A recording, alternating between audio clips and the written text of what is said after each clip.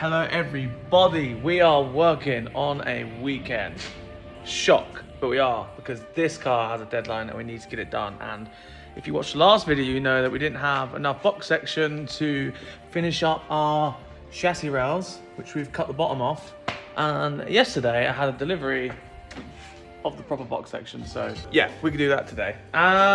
One thing I want to show you before I start that is I've had a delivery for the E24. Now, it's not that exciting, it's not that important, but it is important. But yeah, I've got a box here full of OEM BMW parts. The E24 build is going to be, you know, one of the best builds ever. It's one of my dream cars, so, you know, I've gone all out on it really, or I am going all out on it.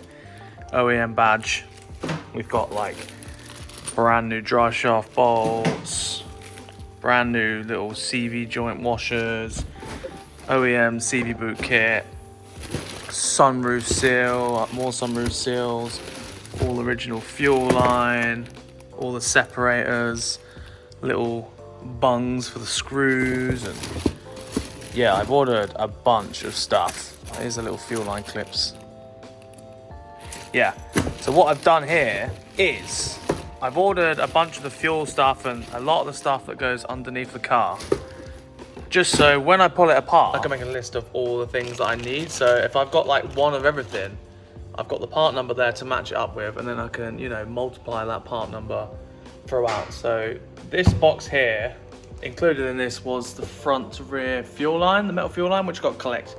Obviously it won't fit in this little box, but yeah, this box alone with the fuel line was like 400 quid. And that wasn't even retail, so I got a deal on that. Appreciate you, Joey. Here is the E24 in question. Absolutely just sitting here collecting dust. We got all our BMW parts, all new control arms. We got our Hell braided brake lines. Now, Hell are a big part of the channel, and me personally, really. They do me a good deal with all the stuff. I've got a lot of stuff coming from Hell for the Laurel over the road, and I'm excited to show you this, but yeah, thank you Hell for those. Got like all brake fitting kits, padwear sensors. I have a whole stash of polybush mounts for the whole of the car. They are the Heritage Collection, so they're the purple stuff, but they're just black, so you don't have purple bushes all around the car. So again, Powerflex really helped out with the build on this one, so thank you very much to those as well. Got our dealer plates there in the bag. Got lots of like filters, service kits, yeah, ball joints, everything. We got so much stuff for this car, and the list just keeps getting bigger. Oh, got this brown tinted windscreen for the E24. I have all of the other windows as well, so I've got brown tint all the way around. I've only got these ones here for now. Got a brand new key for the E24. Because I snapped mine, if you remember. So yeah, got that. This car is going to be so good. So good. But we're working on the Laurel now. So let's cut this metal up and get it in the car.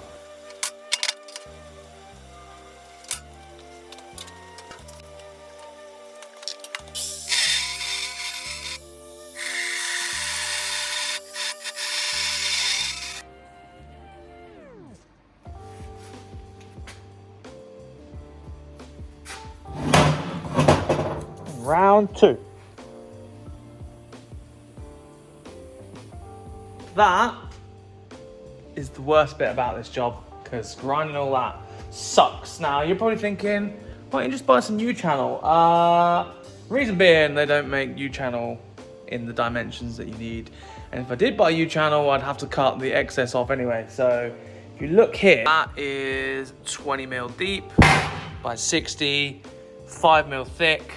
And then we can basically have all of this on the bottom inside our chassis rail and weld it all the way along the edge. Then you can get this stuff glowing, get it all welded up, and you can grind it off smooth. So now we just need to cut this into the shape of a chassis rail, which if you watched the last video, you'll know that this chassis rail is like an S shape, and this one just goes straight back. And the reason we're cutting these, if you didn't know already, they hang down too low. They hang down lower than the sill. They're also, you know, really rotten, like everywhere. So we're cutting 30 mil out of them, both sides, all the way back. Replace it with more solid metal, and then we don't have to worry about it. You can actually see here that the sill follows this outrigger, and that's where our chassis rail will end. Thankfully, I've done this a few times, so this should be a doddle. Famous last words.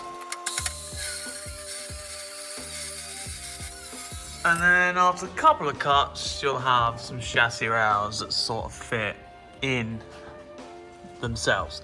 So these are literally just balanced in there. Got to make sure they're like straight this way and straight that way. Obviously got to clean them up first, bevel the edges where we're welding so we get a good penetration. And yeah, get it tacked in. So yeah, get these into really clean metal. Gonna put some weld through primer on the edges of it. Yeah, let's weld these in.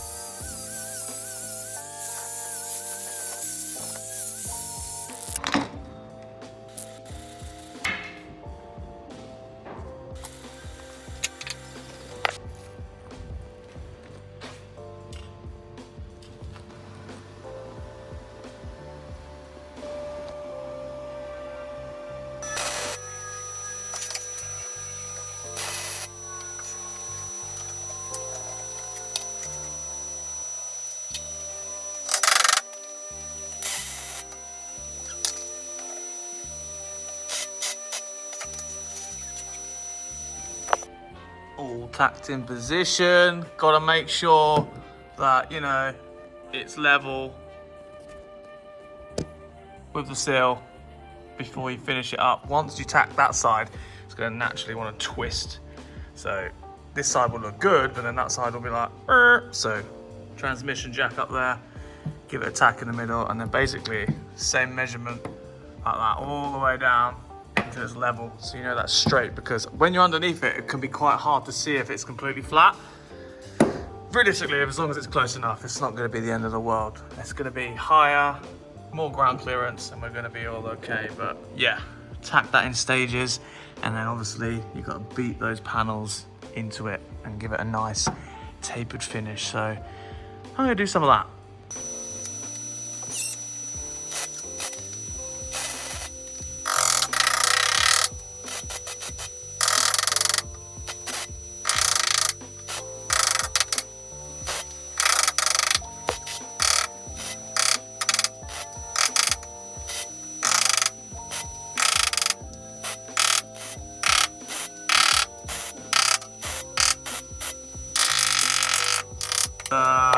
Stitched in for now. Some of it welded awfully, I can't lie. But I've now got to focus on, you know, finishing the back half section now. You know that I've got these ramp arms on the chassis legs because, well, it was so rotten. But now I can now move these legs both sides because we have a new seal, a new jacking point, really solid on the back side. And yeah, I can move these ramps from here to here, and we can focus on moving that chassis rail all the way along here.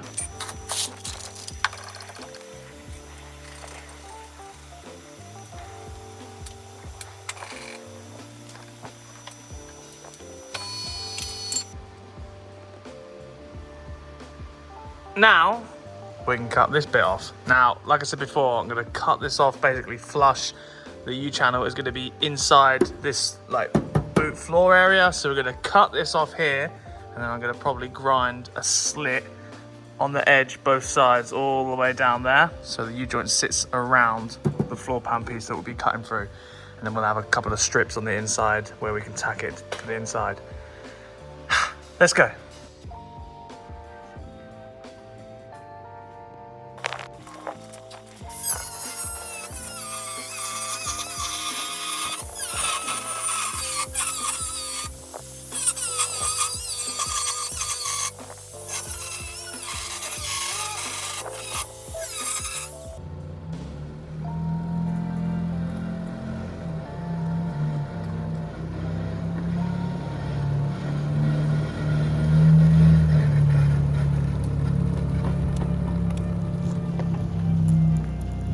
Okay, sidetrack. Got the blade finished up yesterday, and that should be ready to be test driven on Monday, and that can be gone. But Sunday now, back on the Laurel and doing the rest of this chassis rail. So you saw me cut that last bit of chassis rail off, and I've just mocked, you know, this last piece of chassis rail in there, and there's actually a kink in this part of the chassis rail as well.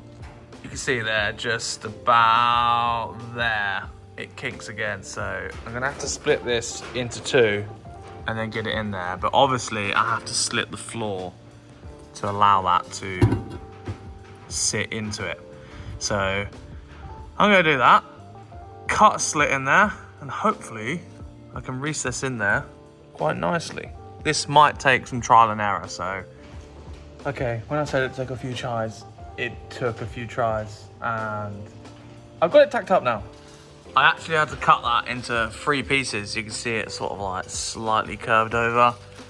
You're gonna be able to weld into that seam just there, weld all the way along. I've ended up cutting pretty much the entirety of the inside.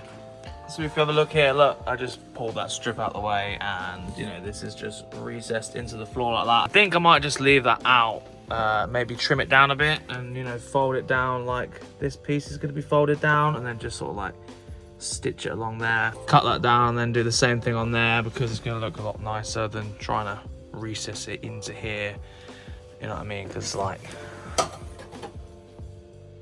nah, this looks better. And it makes no difference whether it's there or not. So yeah, I'm gonna go with that. So yeah, I have a ton of welding to do. You know how welding happens, so yeah, join you when it's basically done.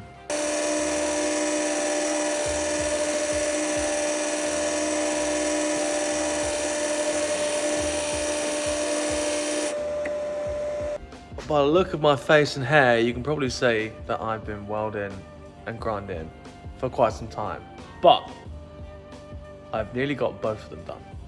I've got one fully finished and the other one is mocked up. And there you go, driver's side is mocked up. It's actually tacked in all the way down here. So this piece here is, well, this side was a lot easier because it was only 3 pieces, not 4 pieces like the other side. This bit here is not, you know, fully welded in yet, because you see this panel, we're gonna replace the bottom of this, and that actually comes out this side as well and mates to the sill. So yeah, that bit's going to be pulled out and the panel made to go above that before, you know, we weld all the way down there. And this side is the finished side, which I am very happy with the outcome, because it looks nearly tripping over.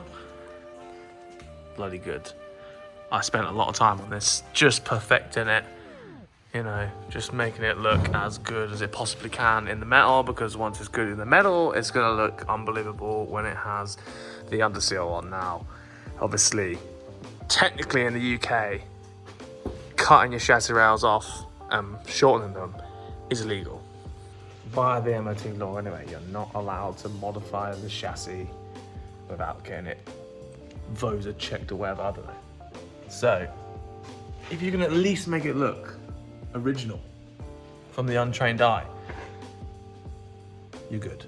You're good in my book. So when this has got a coat of paint on it, unless you know, you're never gonna know. And that is how I like doing things, because yeah, it's just a good thing to do, you know. It's good practice to make things as nice as they possibly can be. And I mean, I think I've achieved that. This was so much work, I can't lie.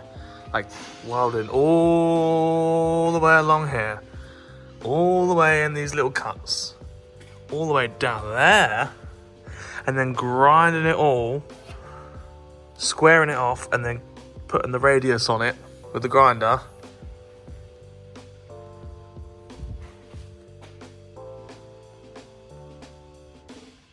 That's not just from one chassis rail, but yeah. It's taken a lot of work, but look at it. We've achieved something. Again.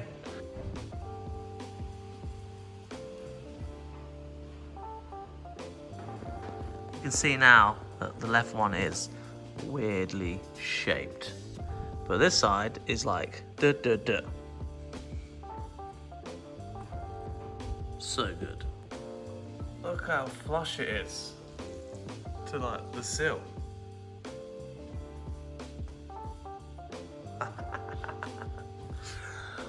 It is literally probably not even 5 mil lower than the sill, Now, you might be thinking, why didn't you put it above the sill?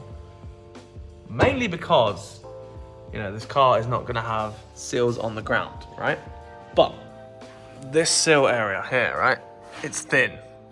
If you smack that on a speed bump, it will bend. So having this slightly lower by like this much is perfect because it will hit this mainly before it hits that. And it's just a little fail safe for you. So yeah, that's why. Also, it matched up with this bar all the way across. So that's one of the reasons why I did it as well.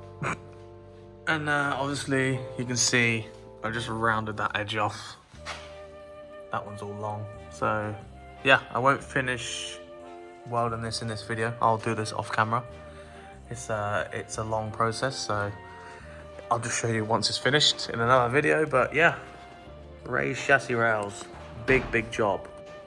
Because there were so many shapes and so long, it just took loads longer than the Skyline when I did that, because that Skyline was like short, symmetrical, easy. Not this one, but yeah, I'll leave it at that. I'm gonna edit this and upload it this evening, and yeah, hopefully you all enjoy this video. I am knackered. I'm actually so knackered. I've been grinding all day to get this done this Monday, so I can get the video out. It's been hectic, but yeah, it's the game. It's the aim of the game. So, thank you very much for watching. See you later.